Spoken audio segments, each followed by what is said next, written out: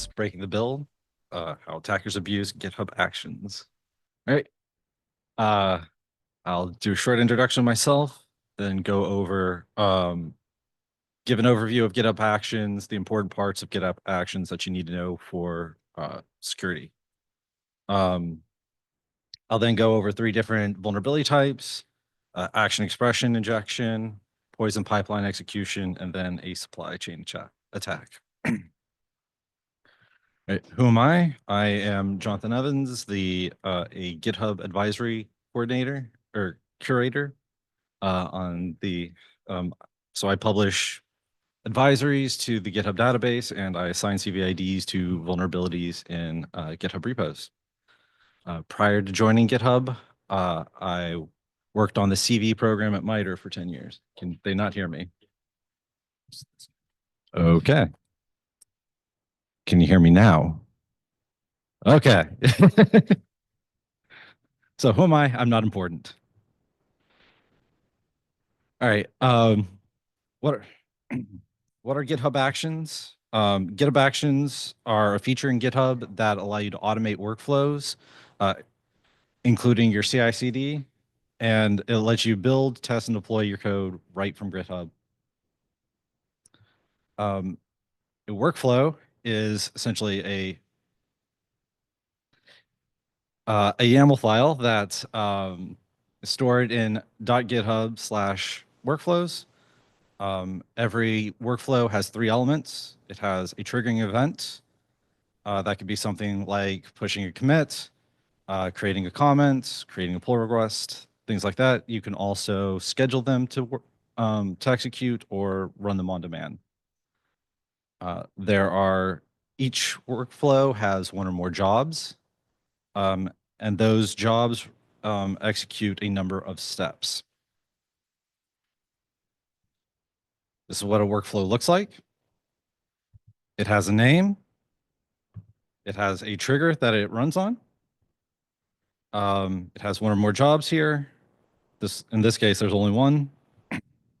It has a runner that it executes on. I'll get into more on that later. Then it has 1 or more steps. In this case, it checks out the code so that it can do onto the machine that it's running on, so that it can later do additional steps on that code. It then sets up node. It passes the node version 20 as a parameter to the action with the keyword. It then runs shell commands, npm install and bats version. Right. Every job runs on a runner, which is either a self-hosted machine or GitHub will spin up new VMs for you. You have options of Ubuntu, Windows, and Mac. You can run every job in a workflow runs in parallel unless otherwise specified. And once they've run all of the steps within the job, the VM is decommissioned. The steps run in the same OS, so they can pass around information within the OS. Every workflow gets a GitHub token. The GitHub token determines what permissions that workflow or job has to actually access GitHub API and information. So if a pull request triggers the event, it will either, depending on which trigger you use for a pull request, it will either give you read access to that pull request by default, or it will give you write privilege by default. You can also override what permissions it has at a workflow level or at a job level. Right? And that token gives you access to event context data. So, if a pull request was created and triggered it, you'll be able to read, what's in the pull request, what the title is, who created that pull request, things like that. Some of that information is user controlled. I have examples on the right here. Obviously, you can't trust that data, and so you have to handle that data very carefully within your workflow. And then if you don't want to write your own, you can use pre-existing actions. GitHub has a marketplace where you can find actions that people have created and reuse them. All right. On to the first vulnerability, actions expressions injection. As the name implies, we are injecting data and attacks into action expressions. So I have an example vulnerable job here. This is CVE 2023-34111. The job is exposed to extract versions. It takes the GitHub pull request title and then pipes that into grep to get the version out. It then sets the version into the output so that later jobs can use that version information. The problem here is that they're pulling out the pull request title, and the pull request title is controlled by the user. Right? The action expression gets evaluated and replaced before the shell is run. So the shell just sees the string as a regular string that it tries to execute. Right? So you can do shell meta character attacks like you see here on the bottom right, where it executes curl commands that sends the GitHub token to a attacker controlled domain. How do you protect against this? You can use JavaScript actions, right? If you pass this as a parameter, it's not going to be interpreted as a shell command. You can also use intermediate environment variables, such as see here, where we set the title to an environment variable before execution. When doing this, you have to be very aware of what shell you're using, because you can still be attacked using like new line injection and globbing issues. So make sure your syntax is correct for your shell.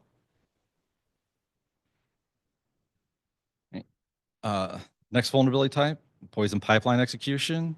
This is essentially you inject code into the pipeline that then gets executed.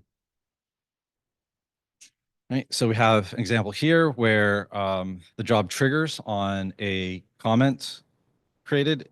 This is a specific comment that it actually looks at the content of the comment to see whether or not it should run this workflow. Then it checks out the pull request. In this case, that expression there that you see is safe because GitHub issues the issue number. The attacker can't control that. And then it calls make on several files. Problem here is that when you've checked out the pull request, those files you're calling make on are controlled by the user. So it's calling make on whatever commands it wants there. How do you control for that? You basically have to restrict who can actually have write permissions to your repo. So you check, whether or not they are within one of the approved associations. Okay. Which leads me into my final vulnerability, supply chains attacks. So this one's a little complicated. This is a very recent incident. So there's lots of steps in this. Just to remember, the target appears to have been Coinbase, but they start out at spot bugs, sonar find bugs. Right? And they use a PPE vulnerability to get as the first step. Right? So the sonar find bugs used one of these pull request triggers, the pull request target, which gives write access by default. There's another pull request trigger that you can use that only has read access by default, but they decided to use this one instead. That they then were able to overwrite one of the files that was then executed, and they were able to get the maintainer's personal access token. A few days before this, the maintainer decided that it was too difficult to try to figure out how to use the GitHub token to set the proper permissions. So they decided to use their personal access token, which has all the access that the maintainer has. So it ended up getting stolen. They then used that permissions to create another, to add a new member to the to the repo. That user then created a pull request that stole all of the repo's secrets, which included another maintainer's personal access token. And that maintainer's personal access token had access to both the spot bugs and review dog. And personal access tokens have all of the access from the maintainer, so it allowed him to transition to the review dog repo as well. So then took that, was able to steal more secrets. In addition to that, the attacker changed the malicious commit to the version. They changed the version 1 tag of in GitHub to the malicious commit, right? So if you have a version tag in GitHub, you can set that to whatever commit you want at whatever time. And so anybody who was previously using a safe version of version 1 was now going to be using an unsafe version of version 1. Right? Which TG Actions ended up using, and that allowed them to get TG Actions' personal access token. Which they then used to add in an additional script that would then steal, would save any permissions from anybody running TJ Actions into the logs, which ended up hitting a bunch of repos.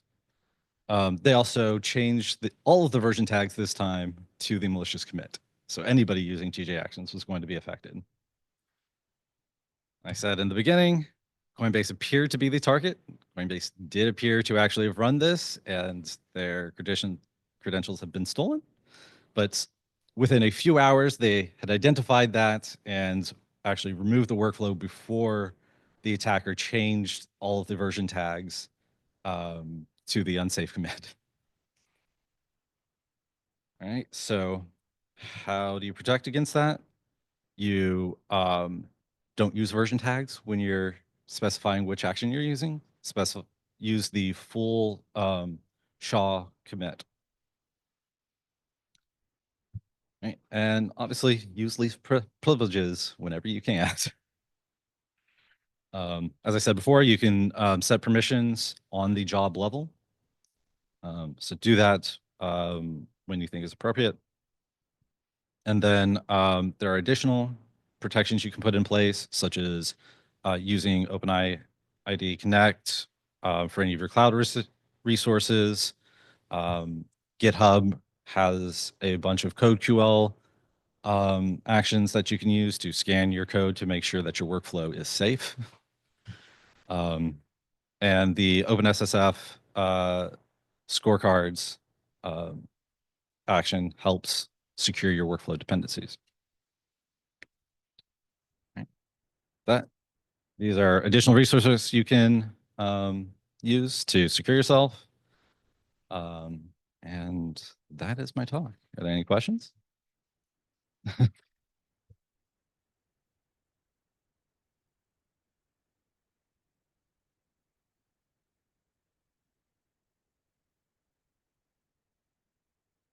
Hi, thank you for the excellent talk. This is a great overview of how we can exploit GitHub Actions. I'm Will Enke, I'm a professor at NC State. I'm curious, given the commonality of all of these attacks, all of the pats that were there, all the troubles we have not pinning to specific commits, are there things that we can do to make this easier so they don't happen? So for example, I used a GitHub Action to publish my Jekyll website for my course. And I had for some bizarre reason, I had to put a token in. And I said, do I use my PAT or do I use a fine grained token? And I said, I don't want to use a PAT. I know that's bad. Mm-hmm. So I went and found a fine grained token, but the maximum time it was available for was 90 days, which was fine because my course was going to be over. And so I used that. I looked into how do you auto refresh it. And there was a bunch of extra code to add into the workflows. It seems onerous. Like, can we make that process easier? Another example was with the tags on commits. Could we use a tofu model to say, hey, the first time I run with this tag, I saw this commit. So if I'm going to do this again, let's not go to a different commit. Right? Are there, I guess, are there things that GitHub's looking at to look at these common failures to try to make them not as common? Very good question. What I can say is I do not know. Probably, but yeah, I work on the GitHub Advisory Database. I'm not actually part of any of those conversations. I can look into it for you if you Thank you. want me to. Yeah.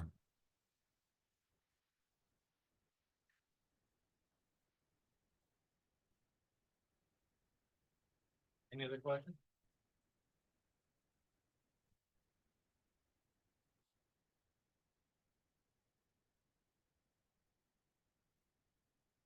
Jonathan, we do have one question from Discord.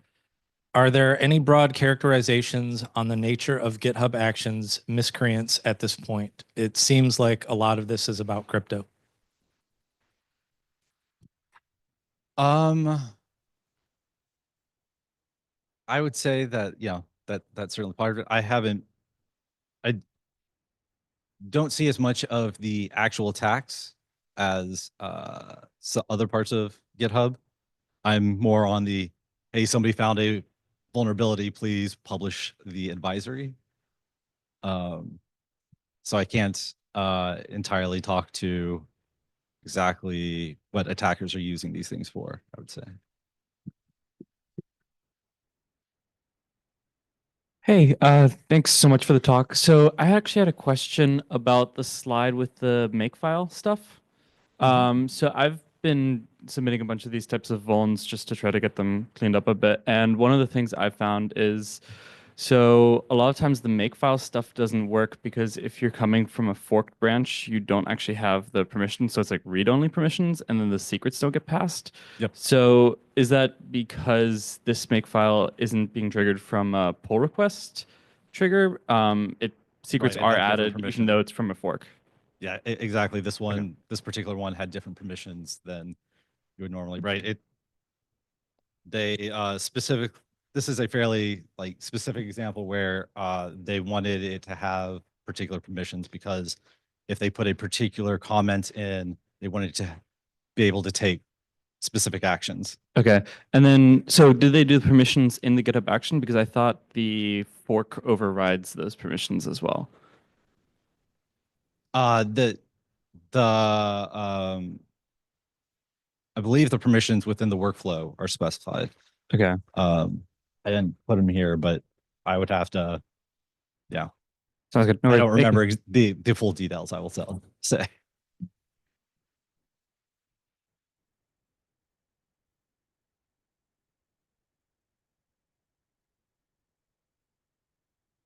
Any other questions? Oh, we're coming.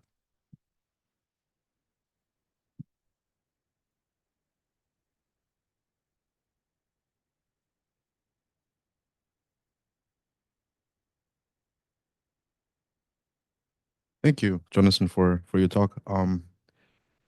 The ultralytic specter was caused by a malicious branch name. Is there a way to prevent attacker-controlled content getting into GitHub Actions generally?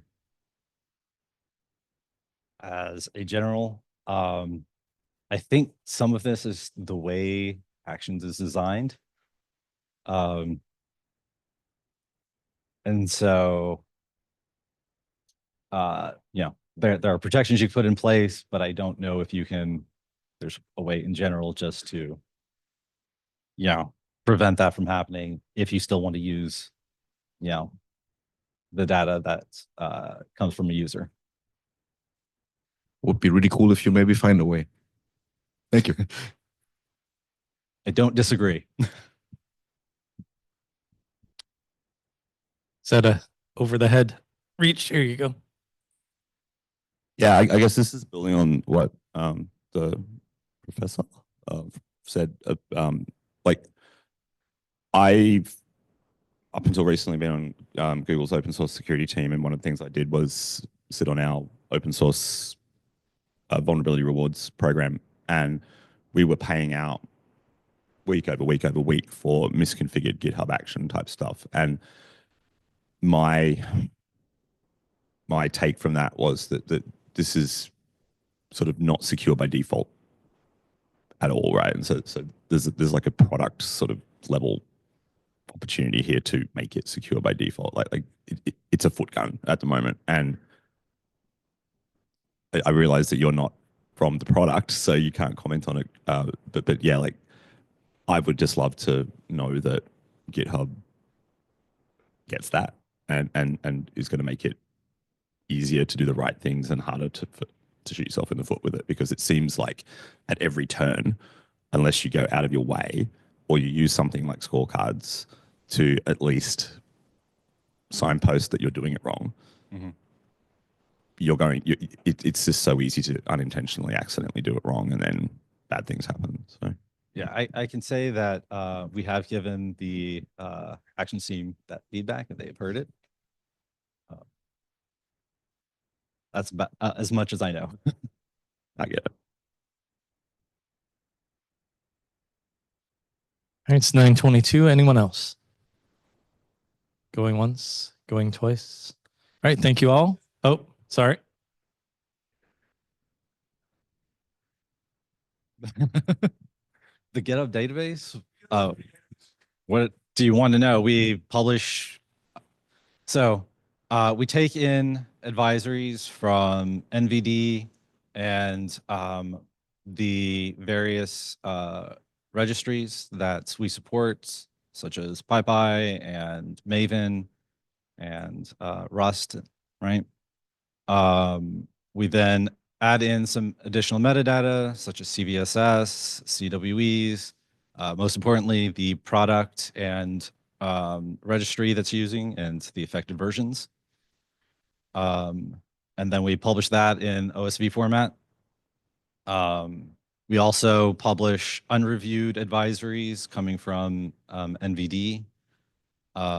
Those won't necessarily be in one of the supported registries, which is why they are unreviewed. The ones in reviewed state are the ones that we've looked at and said, yes, this is within one of our supported registries. Yeah, we've added the additional data too. That for us, that then gets fed into Dependabot, and is what Dependabot uses to detect whether or not you're using vulnerable dependencies. All right. Round of applause for Jonathan. Thank you very much.